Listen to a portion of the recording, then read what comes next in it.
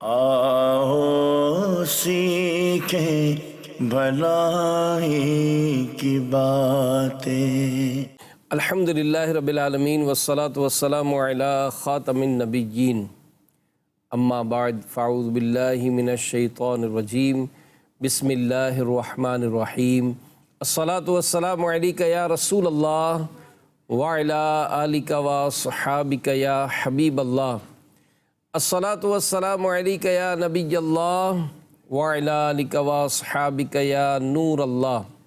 اللہ کے آخری نبی مکی مدنی محمد عربی صلی اللہ علیہ وآلہ وسلم کا مبارک فرمان ہے، تم اپنی مجلسوں کو مجھ پر درود پڑھ کر آراستہ کرو، تمہارا مجھ پر درود پڑھنا قیامت کے روز تمہارے لیے نور ہوگا۔ صلو علی الحبیب صلی اللہ علی محمد۔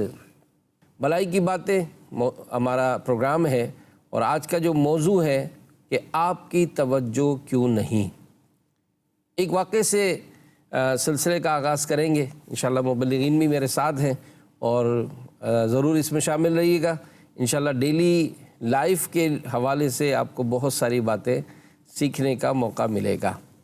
امیر اہل سنت اپنی کتاب میں ایک واقعہ لکھتے ہیں کہ ایک مرتبہ ہائی وے پر ایک ٹرک آ کر جو ہے اس نے پارکنگ لی، اور اس کا ڈرائیور جو ہے وہ ٹرک سے نیچے اترا، کھانے کا آرڈر دیا۔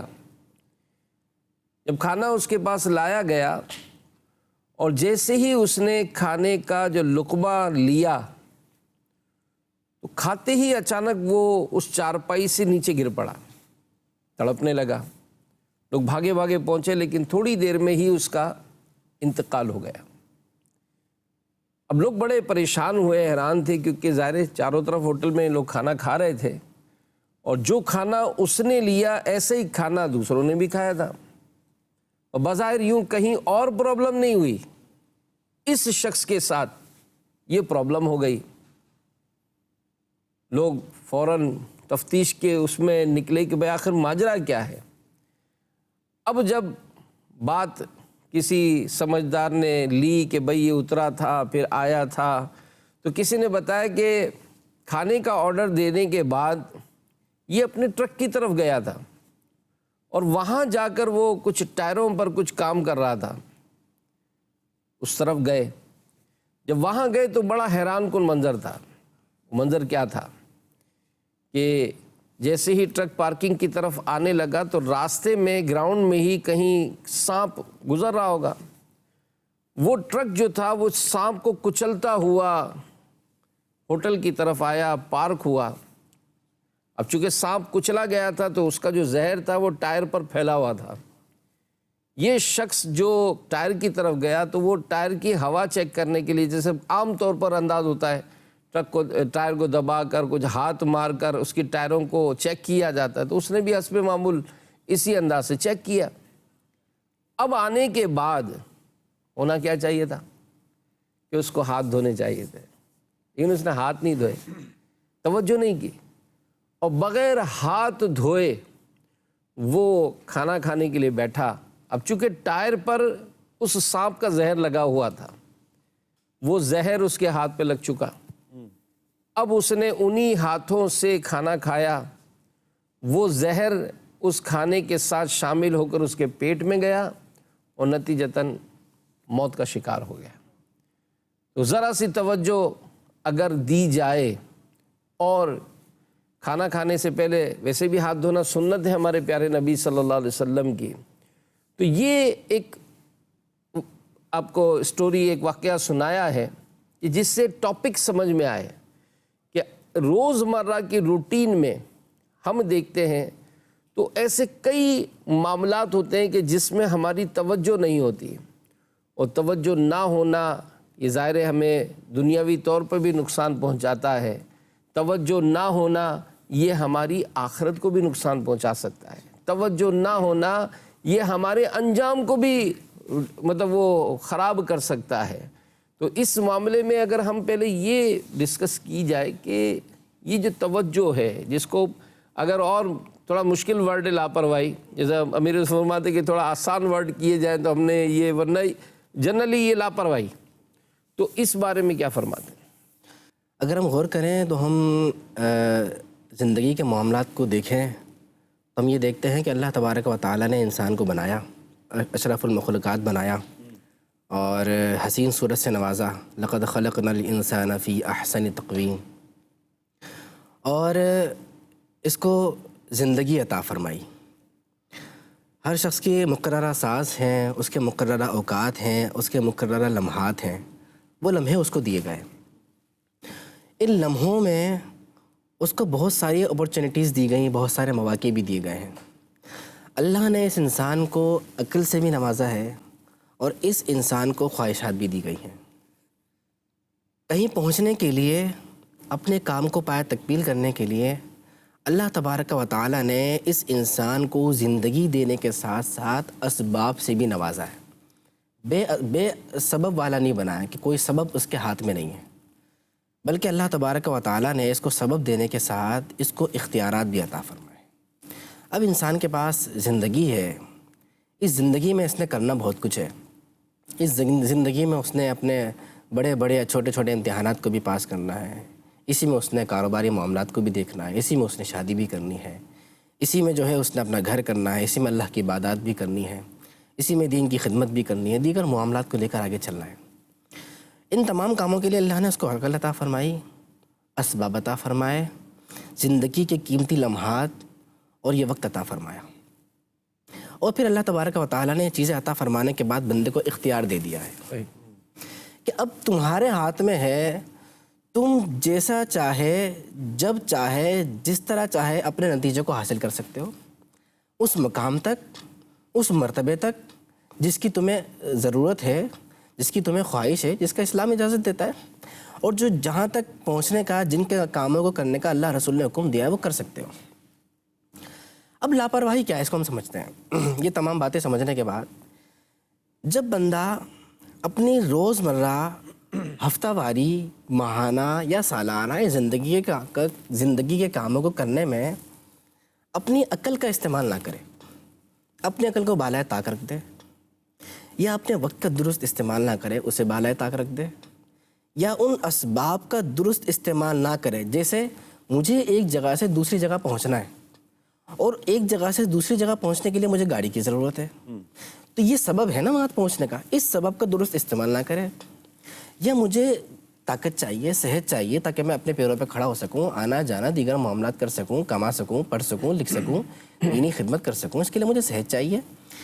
इस सेहत को हासिल करने का मकसद खाना है, रोटी है।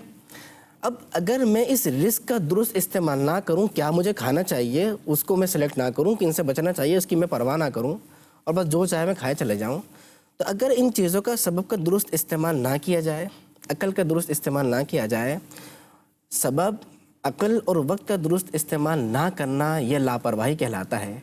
और इसी को समझाते हुए कहा जाता है कि आपकी तवज्जो क्यों नहीं। सुभान अल्लाह, आप खाना तो खा रहे हैं लेकिन आपको तवज्जो क्यों नहीं है कि आपने क्या खाना है क्या नहीं खाना। क्या बात। आप गाड़ी में तो बैठ गए हैं लेकिन आपकी तवज्जो क्यों नहीं है कि आपने किस तरीके से मंजिल पे पहुंचना है। मंजिल पे पहुंचना है या कब्रिस्तान पहुंचना है, मंजिल पे पहुंचना है या अस्पताल पहुंचना है, इस पे आपकी तवज्जो क्यों नहीं है। सिर्फ मंजिल पे पहुंचना मकसद नहीं है, मंजिल पर दुरुस्त अंदाज से पहुंचना मकसद है। नहीं, बहुत अच्छा। ये मतलब एक बहुत ही, यानी अगर देखा जाए तो ये टॉपिक को अगर हम खोलते हैं ना तो ये इसकी तो काफ़ी डायरेक्शंस मिल जाती है। ऐसे ही है। तो तवज्जो क्यों नहीं है, और ये बहुत अच्छा आपने मतलब एक सीक्वेंस दिया कि खाना, वक्त और जो भी आपके टैलेंट है। तो शाह साहब, इसमें आपकी क्या राय है? हाजी मीन साहब, इसमें तो ये है कि जिस वक्त हम अपने अंजाम पर नज़र नहीं रखेंगे ना, तब तक हम लापरवाही का ही शिकार रहेंगे किसी भी काम के अंजाम, किसी भी काम में। बहुत अच्छा। देखिए, अल्लाह तबारक व तआला ने इंसान को अफजल किया ही इसलिए कि अल्लाह ताला ने इंसान को अक्ल की नेमत से नवाजा है ना, इंसान को गौर व फिक्र, तफक्कुर, तदब्बुर की नेमत से माला माल किया है। तो अब इसका इस्तेमाल और दुरुस्त इस्तेमाल कि मैंने कहाँ जाना है, मेरी मंजिल क्या है, मैंने कहाँ पर पहुँचना है, तो यही है। तो जिस वक्त बंदा ये सोचे कि मैं अंजाम की फ़िक्र नहीं है, اسے انجام سے نظر نہیں ہے، انجام پر نظر نہیں ہے، تو اس پر پہنچنے کے لیے کہ میں نے کس منزل پر جانا ہے، کہاں جانا ہے، فکر نہیں کرتا، تو یقیناً وہ پھر خرافات کا اور تباہی اور اس کی بربادی کے گڑھے میں جا کر گرتا ہے۔ جس طرح کی مثال ابھی قربان بھائی نے دی ہے کہ گاڑی میں بیٹھے اور گاڑی کا درست استعمال نہیں ہے، اپنی منزل کا تعین نہیں ہے، یا کچھ کھا رہا ہے، کچھ پی رہا ہے، تو اس میں بھی یہ نہیں معلوم کہ میں نے کیا کھانا ہے، کیا نہیں کھانا، میں نے کیا استعمال کرنا ہے، کیا استعمال نہیں کرنا۔ ایک تو اس کو ہم دیکھیں کہ سائنسی اعتبار سے، یہاں پر رہنے سہنے کے اعتبار سے، اور دوسرا پھر ہم ایز اے مسلم بھی ہم اسے دیکھیں کہ مثال کے طور پر میں کھانا جو کھا رہا ہوں تو یہ کیا کھانا ایک تو طبیعت کے اعتبار سے یہ مجھے موافق آئے گا یا نہیں آئے گا۔ تو ایک یہ ہے کہ میں ڈٹ کر کھا رہا ہوں، اس میں کوئی پرواہ نہیں کرتا کہ میرا اس کھانے کے بعد انجام کیا ہوگا، کہ وہی بات ہے کہ کیا میں ہاسپٹل پہنچوں گا یا میری صحت بنے گی۔ بسا اوقات ہم تو سمجھ رہے ہوتے ہیں کہ شاید میں نے کھانا کھا لیا اور میری صحت بنے گی، صحت نہیں بنے گی، اتنا کھا لیا کہ وہ تو میری طبیعت کو خراب کر رہا ہے۔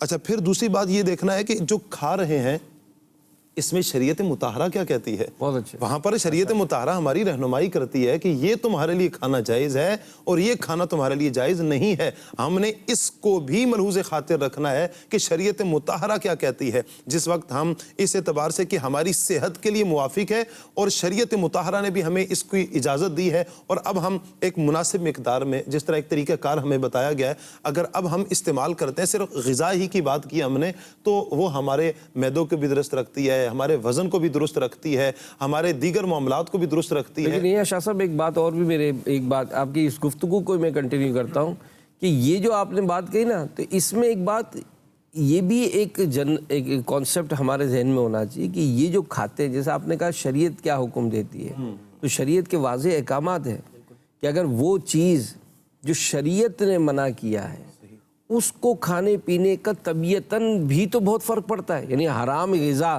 جس کو الحمدللہ ہمارے دین نے جو منع کیا ہے، تو آج سائنسی اعتبار سے بھی اگر اس کی تحقیق پڑھتے تو یہی ہے کہ اس نے یہ چیز جب اندر جاتی ہے تو اس کی اپنی ہی خباثتیں بہت ہیں، اس کی اپنی ہی گندگیاں بہت ہیں۔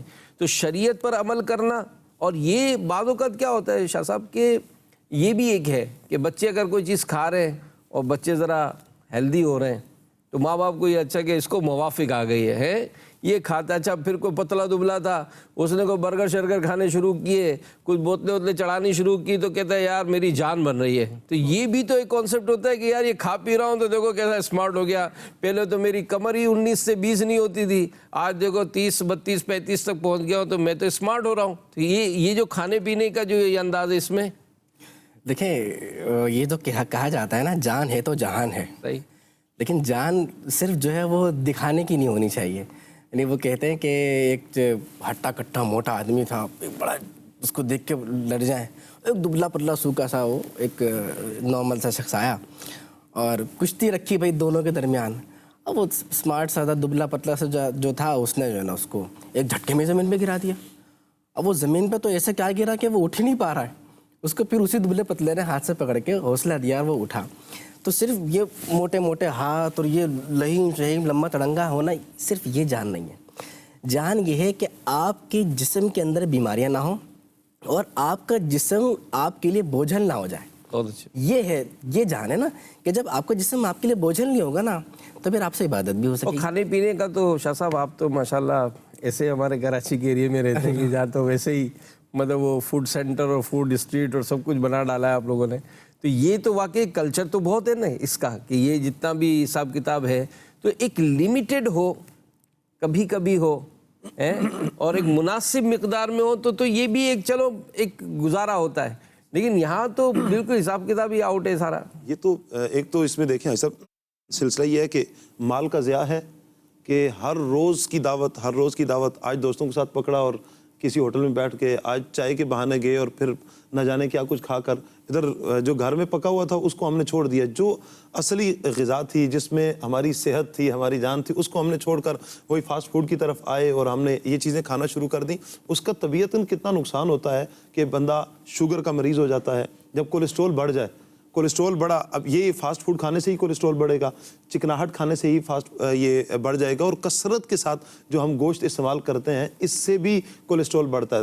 اچھا، کولیسٹرول بڑھا، اب اس کا نقصان کیا ہے؟ دل کا عرضہ، اچھا اس کی وجہ سے موٹاپا آ جاتا ہے, اس کی وجہ سے بندے کو شوگر کی بیماری ہو جاتی ہے, اس کی وجہ سے کئی ایک بیماریاں جنم لیتی ہیں. تو ہم اپنے ساتھ یہ انصاف نہیں کر رہے ہوتے, بلکہ یہ اپنے ساتھ ہی ہم زیادتی کر رہے ہوتے ہیں. دیکھیں اللہ تبارک و تعالیٰ نے ہمیں جان دی ہے, ہمیں صحت دی ہے, تو یہ اللہ تبارک و تعالیٰ کی ایک طرح سے ہمارے پاس امانت ہے. ہم کہیں ایسا تو نہیں ہے کہ اسے ان معاملات میں ڈال کر خیانت تو نہیں کر رہے, یا ہمیں اسے جہاں پر صرف کرنا چاہیے تھا اپنی جان کو, اپنی صحت کو, اس سے ہٹ کر کسی اور جگہ پر استعمال کر رہے ہیں.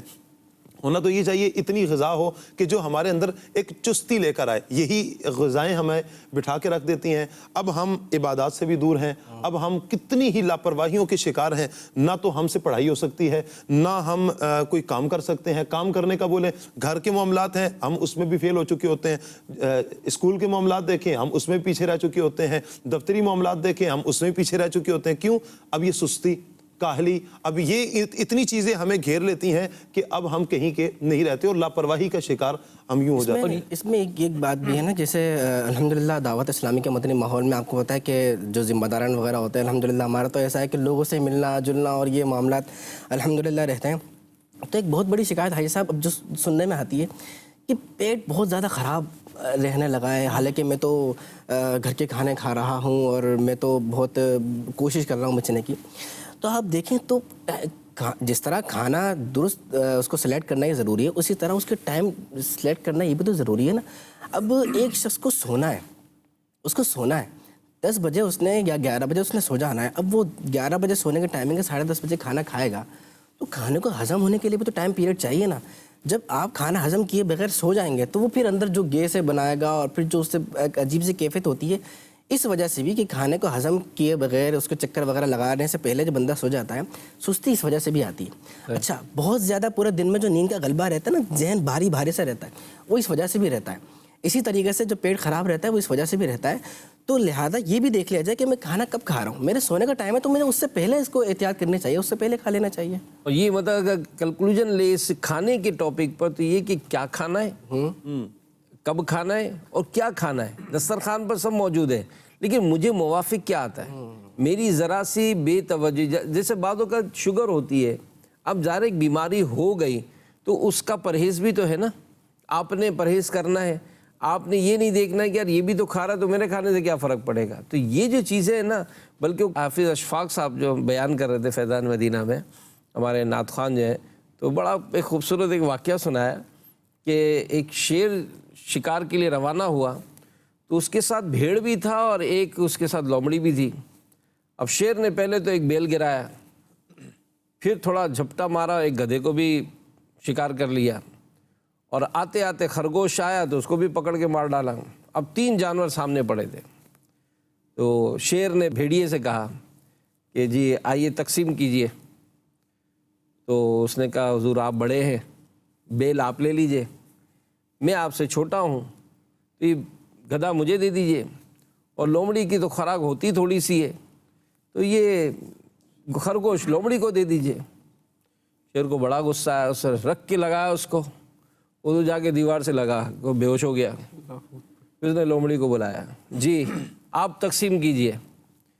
اس نے کہا آپ تو بادشاہ ہیں, ابھی جو ہے وہ آپ بیل تناول فرما لیجئے, دوپہر میں گدھے کو لے لیجئے گا, اور رات کو چونکہ کھایا پیا ہے سارا دن تو خرگوش پہ گزارا کر لیجئے گا.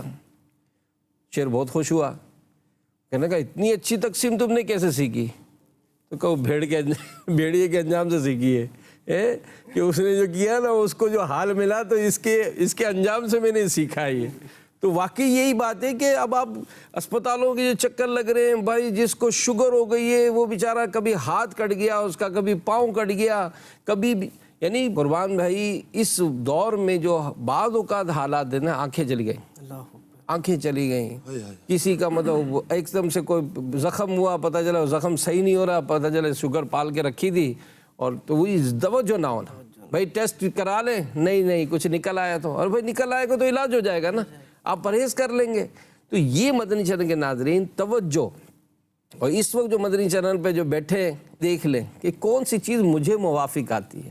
جو چیز آپ کو موافق نہیں آتی اس سے آپ پرہیز کریں. اور پھر علاج کی طرف توجہ نہ ہونا, یہ بھی ایک بڑا مسئلہ ہے کہ چھوٹا سا مرض ہو, اگر اسی وقت اس کی کیئر کر لی جائے تو ہم بڑی مصیبت سے بچ جائیں گے. تو یہ توجہ نہ ہونا علاج پہ بھی ہم کہیں گے کہ علاج پہ بھی توجہ نہیں دیتے. بالکل ایسا ہی ہے. کئی مرتبہ ایسا ہوتا ہے کہ وہ مرض باقی چھوٹا سا ہوتا ہے, اور ابھی ایک صاحب کا ایسا ہوا کہ ان کو جو ہے وہ ایک دم کینسر سامنے آیا, اور اب تک ان کے لاکھوں لاکھ روپے لگ چکے ہیں, لاکھوں لاکھ روپے.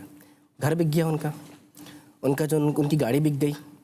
مرض کی وجہ سے وہ بے روزگار ہو گئے, اور اس کی وجہ انہوں نے خود بیان کی. اب یقین کی خود بیان کی, کہا مجھے تکلیف ہوتی تھی لیکن میں نے کوئی پرواہ نہیں کی, ہوتا رہتا ہے.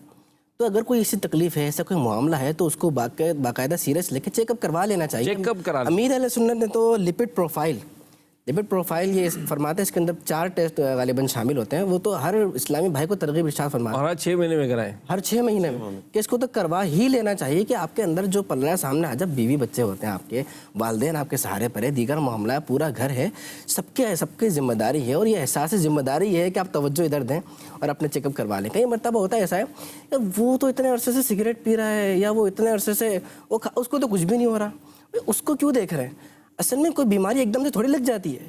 آپ جن کو لگ گئی ہے ان کو دیکھنے کے لیے ایک بار ہاسپٹل کا چکر لگا لیں, ایک بار ڈاکٹر سے ملاقات کر لیں.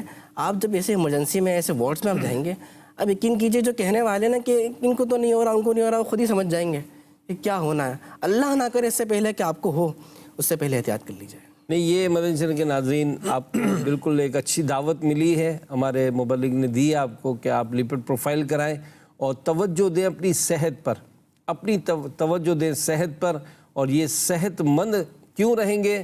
اس لیے کہ اللہ کی عبادت کریں گے, اللہ کے دین کی خدمت کرنی ہے. اللہ پاک قبول فرمائے, ہمیں اپنے دین کی خدمت کے لیے قبول فرمائے. تو صحت مند ہوں گے تو آپ زیادہ کام کر سکیں گے, عبادت بھی کر سکیں گے. اللہ تبارک و تعالیٰ کے دین کا کام دیکھیں, حضرات انبیاء کرام نے لیا. جب اللہ تبارک و تعالیٰ کے دین کی سربلندی کے لیے حضرات انبیاء کرام کا سلسلہ نبی پاک علیہ السلام پر آ کر ختم ہوتا ہے. نئے نبی نے نہیں آنا, صحابہ کرام, تابعین, تبع تابعین, اور سب حضرات کا بھی جب یہ دور ختم ہوتا ہے تو اس امت کو اللہ تبارک و تعالیٰ نے بہترین امت اسی لیے کہا, کنتم خیر امت اخرجت للناس, تم بہترین امت ہو کہ لوگوں کے لیے نکالے گئے ہو, نیکی کا حکم دیتے ہو, برائی سے منع کرتے ہو. پتہ کیا چلا کہ ہم نے اللہ کے دین کا کام بھی پھر ہم نے ہی کرنا ہے, اور اللہ تعالیٰ کے دین کی سربلندی کے لیے ہم نے کوششیں کرنی ہیں جہاں تک ہو سکے. صحت اچھی ہوگی تو ہم کچھ کر سکیں گے. اس پر ماشاءاللہ قربان بھائی نے تو بڑی پیاری بات کی کہ ایک ٹیسٹ ہمیں 6 ماہ میں کروا لینا چاہیے.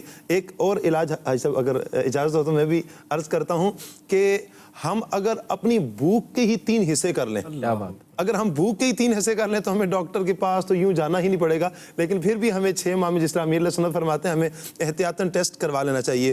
ایک حصہ اپنی بھوک کے 3 حصے, ایک حصہ ہمیں غذا کے لیے, ایک حصہ پانی کے لیے, اور ایک حصہ ہوا کے لیے. اگر ہم اس انداز میں ہم کھانا کھائیں گے تو یقیناً ہمیں کوئی بیماری بھی نہیں لگے گی. ہمارا وزن کا بڑھ جانا, ہماری لاپرواہیاں, ہماری سستیاں, یہ ختم ہوں گی. اب جب چستی آئے گی, اور کسی نے کہا نا کہ سستی کا حل ارشاد فرما دیجئے, اور جامع معنی الفاظ میں کسی بزرگ نے کہا اس کا حل ہے چستی. آپ اپنے اندر چستی لے کر آ جائیے, طاقت لے کر آ جائیے, اور آپ اٹھیں, ایک عزم کے ساتھ اٹھیں, اپنی صحت کا خیال رکھیں گے انشاءاللہ عز و جل. اور جب آپ اپنی منزل پر نظر رکھیں گے کہ میں نے اللہ تبارک و تعالیٰ کے دین کا کام کرنا ہے, آپ کی منزل اللہ تبارک و تعالیٰ کا دین ہے, اللہ تعالیٰ کے دین کا کام ہے, اور جنت ان نیکیاں کرتے کرتے ہم نے جنت کا حصول کرنا ہے, تو پھر آپ کے اندر یہ لاپرواہیاں ختم ہوں گی. پھر آپ اپنی صحت کا بھی خیال رکھیں گے, اور آپ سے منسلک جو افراد ہیں, ہم تو اپنی صحت کا تو بعض اوقات خیال رکھ ہی لیتے ہیں, لیکن ہم سے منسلک جو افراد ہیں, مثال کے طور پر بچے ہیں, میں نے اپنے بچوں کو کیا کھلانا ہے, اس پر کتنی لاپرواہی برتی جاتی ہے کہ انہیں ہر روز چاکلیٹس لا کر دی جا رہی ہیں, انہیں فاسٹ فوڈ لا کر دیا جا رہا ہے. الغرض اس طرح کی کئی ایک چیزیں کہ جو ان کے کبھی دانت خراب ہیں تو کبھی ڈاکٹر کے پاس لے کر جا رہے ہیں. تو وہی اب ہم نے دیکھنا ہی ہے مدنی چینل کے ناظرین کہ ہم اپنے بچوں کو, اپنے سے منسلک جو بھی افراد ہیں, ہم ان کو کیا دے رہے ہیں. بہترین غذا دیں گے انشاءاللہ, وہ بھی بہترین ہوں گے اور بہترین صحت ہوگی. بچپن سے ہی اگر ان کے معدے خراب, اب تو حالت یہ ہے کہ ہم کسی دور میں سنا کرتے تھے کہ بڑوں کو بیماریاں لگتی تھی, شوگر اور دیگر. اب تو ایسا پتہ ہی چلا کہ چھوٹے چھوٹے بچوں کو بھی شوگر کی معاذ اللہ بیماری اور طرح طرح کی بیماریوں نے آ کر گھیر لیا ہے. یہ تو سائیڈ ایفیکٹس جو ہے نا, وہ تو فیملی فیملی در فیملی جو ہے نا وہ بڑھتے ہی جاتے ہیں. لیکن اچھا یہاں چونکہ اب آپ سمجھا ہی رہے ہیں تو ایسا نہ کریں کہ یہ جو ہمارے ینگسٹرز یا ایسے بھی بیٹھے ہوں گے جو اسٹوڈنٹس ہوں گے اور یہ توجہ نہ ہونے پر یعنی اپنے تعلیمی سال کو جو ہے بس میرے بعض تو اوور کانفیڈنس ہو جاتے ہیں کہ یار ایگزامینیشن قریب ہے, نہیں میرے کو پرابلم نہیں ہے, میرے کو تو سب یاد ہے اور میں تو یوں دے دوں گا, میں تو یہ پیپر ہو جائے گا. اب جب ایک چیز پتہ ہے, جیسے آپ نے بھی ایک بات کہی کہ جب پتہ ہے کہ ایک چیز میں کر رہا ہوں, میں اسٹڈی کر رہا ہوں, مجھے پڑھنا ہی ہے, مجھے کوئی گھر والوں نے کوئی اور کام نہیں دیا, مجھے گھر کا کام بھی نہیں کرا دے, نہیں بھائی اس کے امتحان قریب ہے, اس کو نہیں بولو بھائی امتحان قریب ہے. جب آپ کو کوچنگ بھی لا کے دی جا رہی ہے, آپ کو بکس لے کے دی جا رہی ہے, آپ کو وقت پر گاڑی لینے آتی ہے, گاڑی چھوڑنے آتی ہے, ہر چیز کا آپ کو پروٹوکول سہولت سب کچھ ہے, اب آپ کو ہونا تو چاہیے تھا پڑھائی پر, اور توجہ نہیں ہے کہ جناب وہ کوئی مسئلہ ہی نہیں ہے, میں تو یوں پیپر دے دوں گا, یوں پیپر دے دوں گا. بعد اوقات ایگزامینیشن ہال میں سر پکڑ کے بیٹھے ہوتے ہیں کہ یہ کیا ہو گیا, کہاں سے آیا, یہ کہاں سے آیا, یہ کہاں سے آیا. یہ اسی میں سے آیا جو آپ کو نصاب دیا گیا تھا, جو آپ کو دیا گیا تھا نا کہ بک کے یہاں سے لے کے یہاں تک آپ نے تیاری کرنی ہے, اس بک کی یہاں تک, اس بک کی یہاں تک. یہ پیپر اسی میں سے آیا. اصل میں جب بندہ اپنے آپ کو بے فکر سمجھ لے نا, اصول پر چلنے کی وجہ جب موڈ پر بندہ چلتا ہے, کیا بات, اصول نہیں بلکہ موڈ پر چلتا ہے, تو پھر یہ نتیجہ نکلتا ہے. پھر وہ اس سے اچھا ابھی پیپر دیا بھی نہیں ہے, رزلٹ بھی نہیں آیا, اور پہلے سے اپنا بالکل مطمئن ہو کے بیٹھے ہوئے, ہو جائے گا, آرام سے ہو جائے گا, کوئی ایسی بات نہیں ہے. لیکن جب وہ ایگزامینیشن ہال میں جاتے ہیں تو وہی جو آپ نے بات کی نا کہ ابھی تو رزلٹ آنا دور کی بات ہے, ایگزامینیشن ہال میں پتہ چل جاتا ہے کہ یہ میں نے جو اپنا پورا سال جو گزارا ہے نا جس طریقے سے, وہ میرا یہاں پیپر ہی بتا رہا ہے کہ آپ نے کرا کیا ہے, یہ ہو جائے گا یا اب کیا ہونے والا ہے, کیا نتیجہ آنے والا ہے. تو بجائے یہ کہ اپنے آپ کو جو ہے نا ہو جائے گا, آرام سے ہو جائے گا, اس کی جگہ اپنے آپ کو اصول کا پابند بنائیے. جب اسکیجول بنتا ہے, اصولوں کی بندہ پابندی کرتا ہے, تو پھر وہ یہ جب لفظ کہتا ہے نا کہ انشاءاللہ اچھا نتیجہ نکلے گا, انشاءاللہ ہو جائے گا, تو واقعی وہ ہوتا بھی ہے, کیونکہ اس کے پیچھے اس کی ایفرٹ ہوتی ہے, اس کے پیچھے اس کا پورا عمل ہوتا ہے.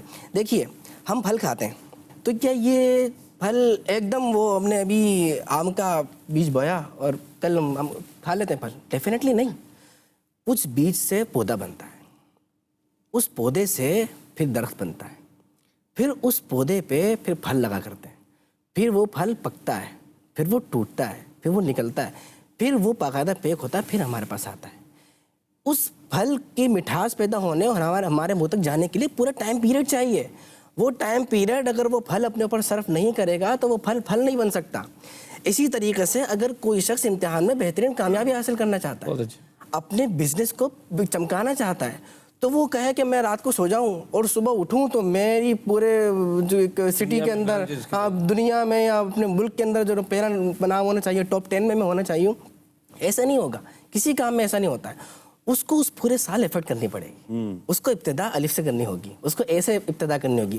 اس کو اپنے اسکیجول بنانا ہوگا کہ میں نے ڈیلی اتنا پڑھنا ہے, اتنا میں نے لکھنا ہے, یہ میری رائٹنگ کی پریکٹس ہو گئی, یہ میری اس کی پریکٹس ہو گئی, یہ اس کی پریکٹس ہو گئی.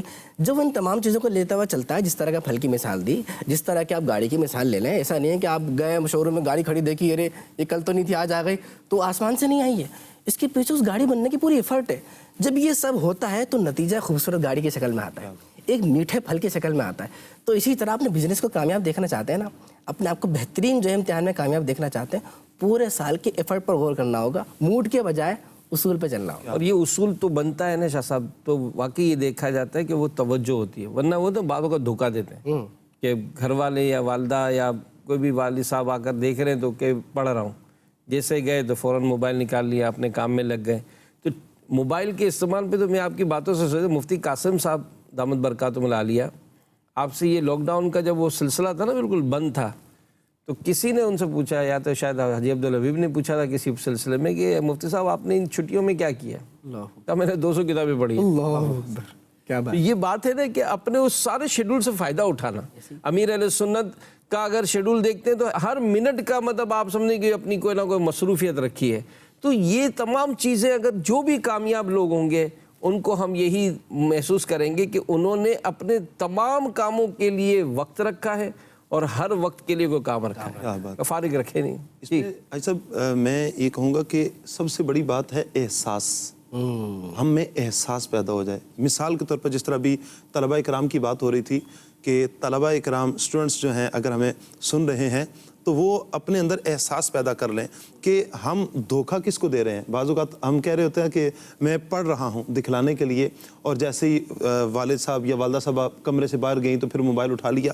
شاید ہم دھوکہ دے لیں گے, کسی کی آنکھوں میں دھول جھونک لیں گے, لیکن ظلم ہم اپنے آپ کے ساتھ کر رہے ہوتے ہیں. ہم تھوڑا سا اگر احساس پیدا کریں کہ اس کے پیچھے, جس طرح ابھی قربان بھائی نے بہت پیاری مثال دی ہے, ایک بیج سے لے کر ایک پھل اور پھر پکنے تک اور پھر ہمارے منہ تک آنے تک ہے, کہ اس کے پیچھے ہماری پڑھائی تک, ہمیں کسی جگہ پہنچانے کے لیے ہمارے والدین کی کتنی محنتیں ہیں. شاید وہ اوور ٹائم لگا کر ہماری کوچنگ کی فیسیں پوری کرتے رہے ہیں, وہ کتنی محنتیں کر کے, کتنی مشقتیں کر کے وہ ہماری فیسز دیتے رہے ہیں, اور پھر آج ہم انہی کو دھوکہ دے رہے ہیں. وہ تو اتنے مطمئن ہے کہ میرا بچہ پڑھے گا, کل ہمارا بڑھاپے کا سہارا بنے گا, وہ تو اس پر ہے کہ ہمارے بڑھاپے کا سہارا بنے گا, لیکن جو سہارا بننے والا ہے وہ تو اپنے وقت کو برباد کر رہا ہے, وہ لاپرواہی کا شکار ہے. تو یہ شاید اپنے والدین کو ہم وقتی طور پر دھوکہ دے لیں گے, لیکن جس وقت نتیجہ آئے گا سامنے تو پھر سب کہتے ہیں نا دودھ کا دودھ اور پانی کا پانی ہو جانا, پھر دودھ کا دودھ اور پانی کا پانی ہو جائے گا. تو لہٰذا سب سے پہلے ہم اپنے اندر ایک احساس پیدا کریں کہ جو لوگ ہم پر محنت کر رہے ہیں, چاہے اساتذہ کرام کی صورت میں ہوں, چاہے والدین کی صورت میں ہوں, چاہے بہن بھائیوں کی صورت میں ہوں, چاہے ہمارے ذمہ داران کی صورت میں ہوں, تو جو ہم پر محنت کر رہے ہیں تو ہمیں کسی کے بھی اعتماد کو ٹھیس نہیں پہنچانی, کسی کے اعتماد کو ہمیں ٹھیس نہیں پہنچانی. ہمارے ہوتے تھے وہ بڑی خوبصورت بات کہتے تھے ہمیں جذبہ دلانے کے لیے, اور واقعی بہت ایسا ہوتا تھا جیسے وہ جیسے نے بیٹری چارج کر دی نا. ساتھ ساتھ جب کلاس میں ہوتے تھے اور دیکھتے تھے کہ طلبہ ایسے بیٹھے ہوئے ہیں جیسے پتہ نہیں کتنی دن رات کی مشقت کی ہوئی ہے یا سوئی نہیں ہے, تو فرماتے تھے بیٹا آ گئے ہو نا, کلاس میں آ گئے ہو نا, گھر سے اٹھ گئے ہو, بیگ بھی تھام لیا ہے, یہاں تک پہنچ گئے ہو, بیٹھ گئے ہو, اب آپ کو پتہ ہے 1 بجے سے پہلے آپ نے باہر بھی نہیں نکلنا, بیٹا صحیح سے پڑھ لو. بجائے ہے کہ وہ اس وقت دیواروں کو دیکھنے کے اور خالی بورڈ کو دیکھنے کے اور لائٹ دیکھنے کے اور کھڑکیوں کے نظارے کرنے کے, بیٹا بورڈ کو صحیح طرح فوکس کر لیں, میری بات کو صحیح سے توجہ دے دیں. تو کہنے والے نے بڑی پیاری بات کہی ہے, کہا مشقت کی کڑواہٹ پر فوکس کرنے کے بجائے نتیجے کی مٹھاس پر فوکس کیجیے. جب ہم پڑھ رہے ہوتے ہیں نا, اب جب جامعۃ المدینہ کے اندر لگے یا جو پڑھتے ہیں 8 سال, اب جب لگے تو 8 سال کیسے گزریں گے, 8 سال کیسے ہوگا, نہیں اب وہ میں ابھی نہیں پڑھ رہا, میرے بس اب میں چھوڑ دوں گا کرتے کراتے وہ بھی پڑھ جاتے ہیں, کبھی وہ چھوڑ کے بھی چلے جاتے ہیں. لیکن جنہوں نے اس نتیجے کی مٹھاس پر فوکس کیا ہے نا, یار وہ جو نتیجہ نکلے گا, امیر السنت جو ہے دستار بندی فرما رہے ہوں گے, علماء کرام دستار بندی فرما رہے ہوں گے, اور دین کی خدمت کے لیے میں آگے قدم بڑھا سکوں گا, اور یہ معاملہ ہوگا, اور یہ جو جن کے لیے فضیلت آئی ہے ان میں میرا نام شامل ہوگا.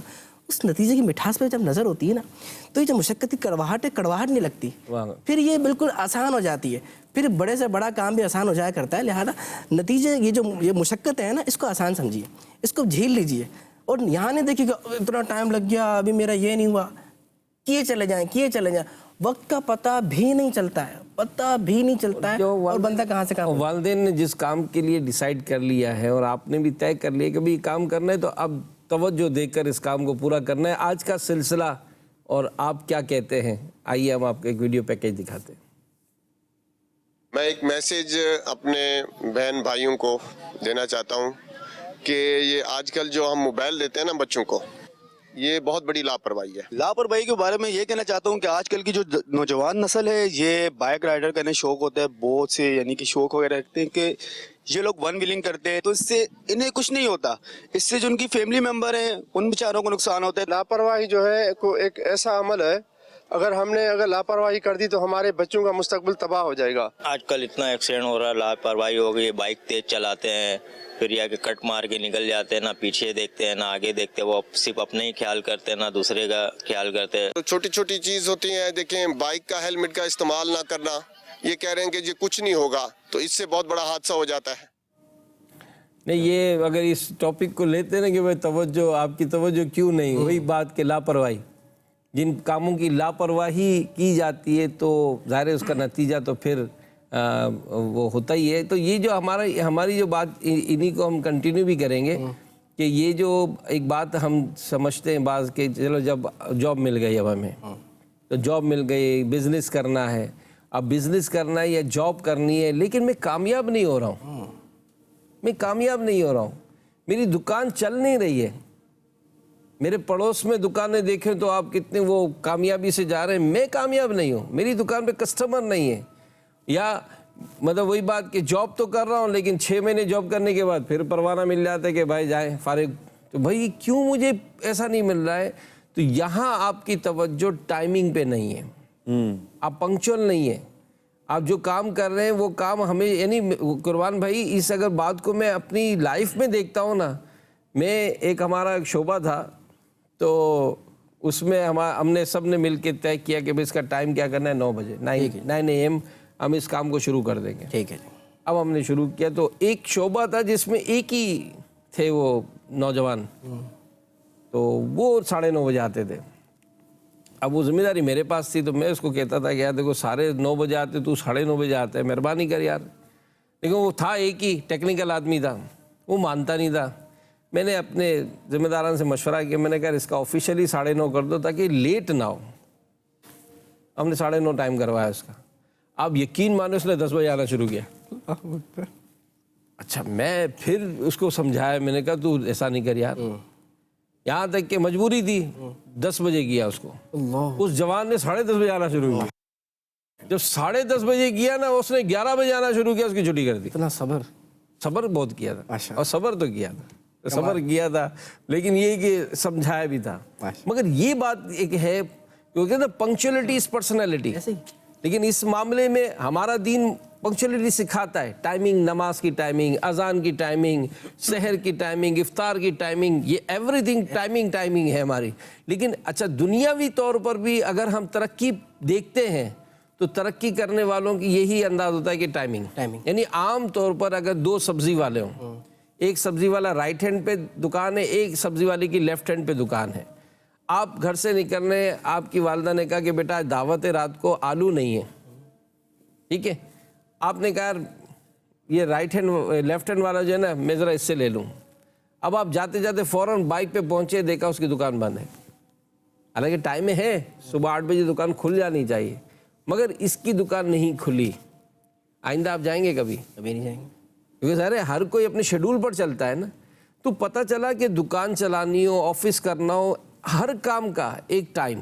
تو وہ ٹائمنگ کی پابندی پہ توجہ نہ ہونا یہ ہمیں فیل کرتا ہے. بالکل. یہ جو ٹائمنگ کی پابندی کی آپ نے بات کی ہے نا, جو آپ نے غور کیا ہوگا, جو نماز پڑھنے والے ہیں اور دین پہ مضبوط عمل کرنے والے ہیں نا, وہ کافی حد تک ہم دیکھتے ہیں کہ الحمدللہ پنکچوئل ہوتے ہیں. کیونکہ اسلام کے جو اصول ہیں نا, ذرعی اصول, وہ ایک انسان کی جو عام چیزیں ہوتی ہیں اس کو عادت پہ تبدیل کر دیتی ہے. پھر جب وہ نماز کی باقاعدہ پابندی کر رہا ہے, اپنا ٹائم بنایا ہوا ہے, میں نے اتنا تلاوت قرآن کرنا ہے, اپنا ہر چیز فکس کی ہوئی ہے, تو وہ دنیاوی دیگر معاملات, کاروبار, بزنس, جاب وغیرہ کے اندر بھی معاملات کی شکایت اس کی آتی نہیں ہے. لیکن زیادہ تر یہ ہوتا ہے کہ سستی کی وجہ سے یا اپنے شیڈول کو ترتیب نہ دینے کی وجہ سے. اسپیشلی جیسے کہ بھائی نے موبائل کی بات کی نا, یہ جو موبائل ہے نا اس وقت, اس نے بڑا تنگ کیا ہوا ہے, یہ جان نہیں چھوڑتا. اب جب پتہ ہے صبح میں نے, ہم بھی تو اس کو نہیں چھوڑتے, یہ جان نہیں چھوڑتا تو ہم بھی تو نہیں چھوڑتے. جی ہم بھی نہیں چھوڑتے نا, یعنی دونوں کی دوستی پکی کی ہوئی ہے. اب ایک طرف سے ہاتھ کو دور تو کرنا پڑے گا, بھائی آپ کر لیجئے, اگر یہ نہیں چاہ رہا تو آپ ایک قدم تو بڑھائے نا. تو آپ اس موبائل کی جان چھوڑیں گے تو اب یقین کیجئے پنکچوئلٹی آ گئی. صبح ایک بڑی تعداد ہے جن کی آنکھ نہیں کھلتی. سب سے پہلے تو نماز فجر گئی, ٹھیک ہے. پھر اب صبح جو پابندی سے نہیں اٹھتا, آپ دیکھیں کہ گھر والے ناراض رہتے ہیں, یار صبح یہ چیزیں لانی تھی, وہ چیزیں لانی تھی, فریش چیزیں لانی تھی, آپ کو ٹائم ہی نہیں ہے. آپ ایسے ٹائم پہ اٹھتے ہیں کہ ہبڑ دبڑ, پھر گھر میں شور الگ کر رہے ہوتے ہیں کہ بھائی ابھی تک تیار نہیں ہوا, مجھے اتنی گرم چائے دے دی, مجھے یہ دے دیا, میں کیسے پیوں, مجھے جانا ہے. سر آپ پہلے اٹھیں. اب پہلے کیوں نہیں اٹھ رہے؟ وہ جو رات 2 بجے تک آپ نے سوشل میڈیا جو یوز کرنا ہے, تو یہ اپنے موبائل کا جو استعمال ہے نا, اس کو سب سے پہلے بہتر کرنا ہوگا. جب یہ بہتر ہو جائے گا تو یقین کیجئے یہ اتنے ساری جو شکایت ہے نا, ان شکایتوں سے جان چھوٹ جائے گی. دوسری بات, یہ جو ٹالنے کی عادت ہے نا, ٹالنے کی عادت, یہ دوسری ٹالنے کی عادت وہ ہے جو بندے کے جاب میں, کاروبار میں, بزنس پہ, ان تمام معاملات میں اس کو نقصان پہنچاتی ہے. آج کا کام کل پہ ٹال دیا, کل میں یہ دونوں کر دوں گا. کل کہنے والے نے کہا ہے کہ جو آج کا کام آج نہیں کر پا رہا وہ کل 2 کام کیسے کر سکے گا. لہذا روزانہ کام کرنے کی عادت جو ہے نا, وہ بندے کو پنکچوئل بناتی ہے اور اس کو رسوا ہونے سے بچاتی ہے. تو آج کا کام کل پہ ڈالنے کے بجائے جو بندہ روزانہ اپنا کام کرنے والا ہوگا وہ شرمندہ نہیں ہوگا. آپ نے ایک اور چیز سنی ہوگی یہ جاب والے لوگوں سے، یہ جو پریشان ہوتے ہیں نا، عجیب ہے، روزانہ کا کام اتنا ملتا ہے، کرتے رہو، میں اپنا بزنس کروں گا، ہاں کوئی ٹینشن ہی نہیں ہے، کوئی اپنا آؤ جاؤ جب مرضی چاہے دکان کھول لو. یہ عموماً جاب کرنے والوں کے خواب ہوتے ہیں. تو جاب کرنے والوں کے وہ خواب آ رہے ہوتے ہیں کہ میں جب بزنس مین بن جاؤں گا، چھوٹا موٹا کام شروع کروں گا، میں نہیں کرنی جاب. جبکہ ان کو بتاتے ہیں اچھی بھلی آپ کو جاب ملی ہوئی ہے، لیکن آپ کام ٹالنے کی وجہ سے، وقت کی پابندی نہ کرنے کی وجہ سے آپ کو بار بار رسوائی ہوتی ہے، آپ کے کام زیادہ ہو جاتے ہیں، ذہنی ٹینشن ہو جاتی ہے. آپ 8 گھنٹے میں وہ کام نہیں کر پا رہے تو وہ 8 گھنٹے میں ڈبل کام 16 گھنٹے کا کام کیسے ہوگا؟ لیکن جب ان کا ذہن بنتا ہے تو ان کو سمجھانے والوں نے سمجھایا بھی ہے.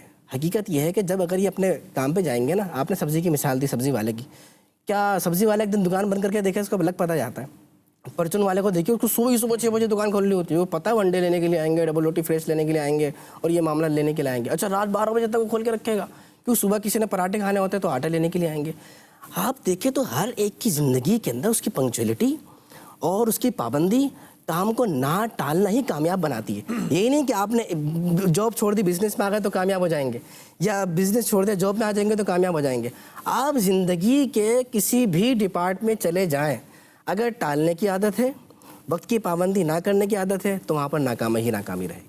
اور اگر پابندی کی عادت ہے اور اپنے کام کو نہ ٹالنے کی عادت ہے، یعنی آپ ٹالتے نہیں ہیں، باقاعدہ کام کرتے ہیں، تو پھر آپ کامیاب رہیں گے. اور یہ مدنی چینل کے ناظرین، اگرچہ ہر جس طرف بھی جا رہے ہیں تو یقین مانے کام تو بہت، مطلب باتیں بہت ساری ہیں ہر ٹاپک کے حوالے سے.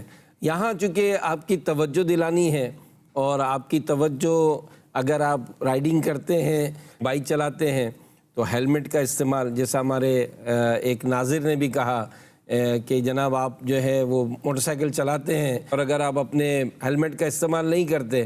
اسی طرح ٹریفک کے قوانین کا اگر دیکھا جائے تو ٹریفک کے قوانین کی طرف توجہ نہ ہونا یہ ہمیں بہت بڑے حادثے کا سبب بناتی ہے. گاڑی چلاتے ہوئے موبائل کا استعمال، اس طرف اگرچہ کئی دفعہ نصیحتیں وصیتیں سنی، لیکن بعض اوقات ہوتا یہی ہے کہ گاڑی چلاتے ہوئے موبائل کا استعمال. تو یہ ساری وہ چیزیں ہیں جو آپ کی توجہ چاہتے ہیں، اور اگر یہ توجہ نہیں کریں گے تو بڑا نقصان اٹھائیں گے. ایسے ہی صاحب، ایک تحقیق کے مطابق، ایک رپورٹ کے مطابق تقریباً سالانہ جو روڈ پر حادثات ہوتے ہیں ان کی تعداد 30,000 ہے.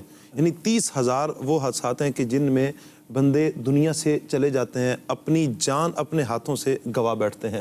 سبب کیا ہے کہ ٹریفک کے جو قوانین ہیں ہم نے اس کی پاسداری نہیں کی.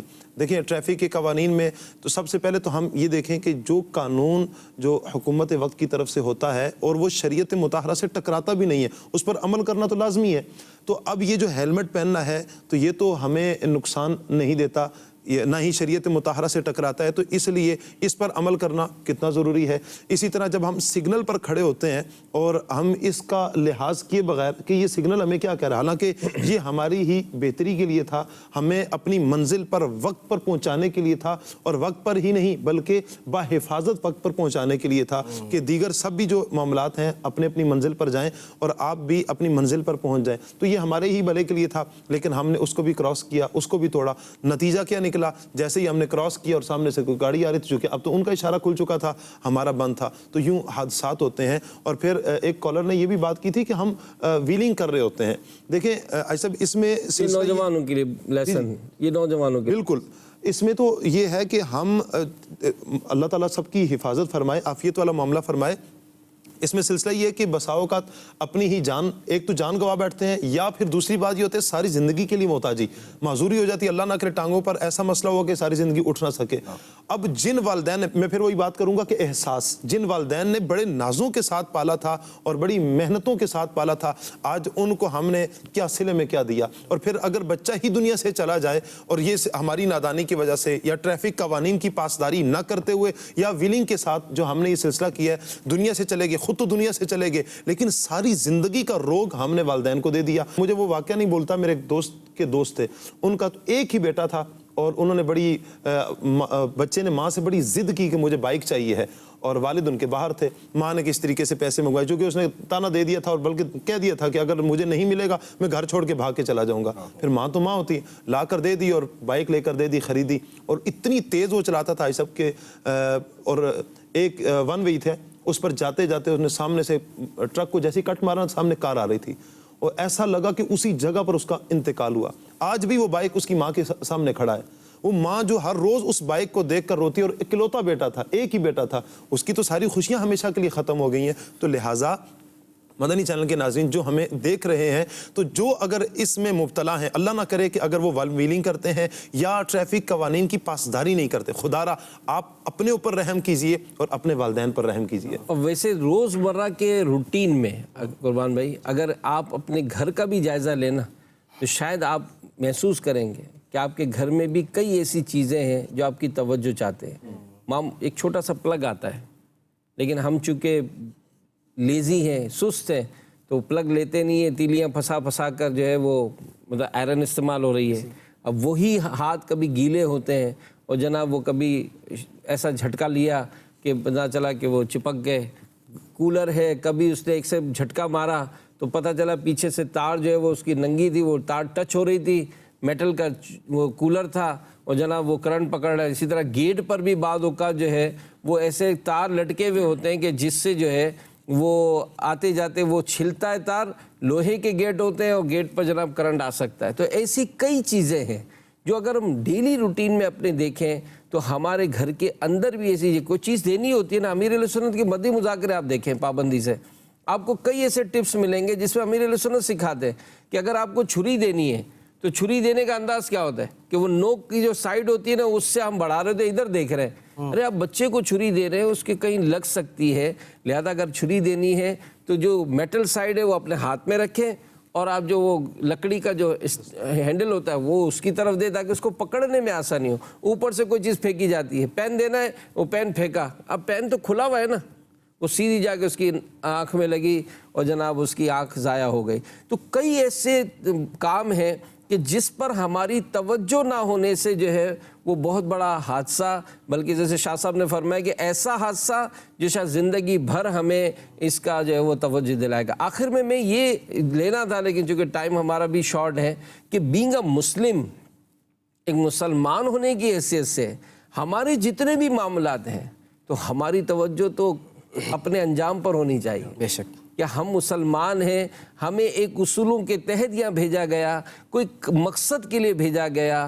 فکر آخرت کہاں ہے، انجام کی فکر کہاں ہے، قبر کو روشن کرنے والے اعمال اس میں کہاں ہیں، اور وہ قیامت کا دن کہ جس میں سورج 1.25 میل پر ہوگا، زمین تابے کی ہوگی، اس تابے کی دہکتی زمین پر ہم سے سوالات ہوں گے. اپنی اس پوری لائف کے بارے میں ہمیں پوچھا جائے گا کہ بتاؤ عمر کس کام میں صرف کی، جوانی کیسے گزاری، مال کس طرح کمایا، کس طرح خرچ کیا، اور اپنے علم پر کہاں تک عمل کیا. تو توجہ چاہیے فکر آخرت کے لیے بھی، اپنی قبر کو اچھی کرنے کے لیے بھی، اور اچھا ایمان کے ساتھ انجام حاصل کرنے کی بھی ہماری توجہ ہونی چاہیے.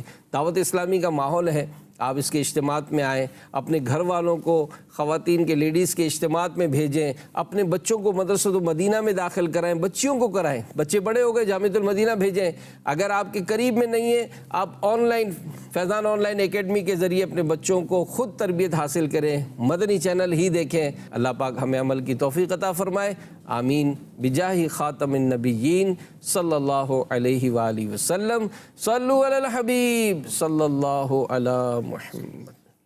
آؤ سیکھیں بھلائی کی باتیں.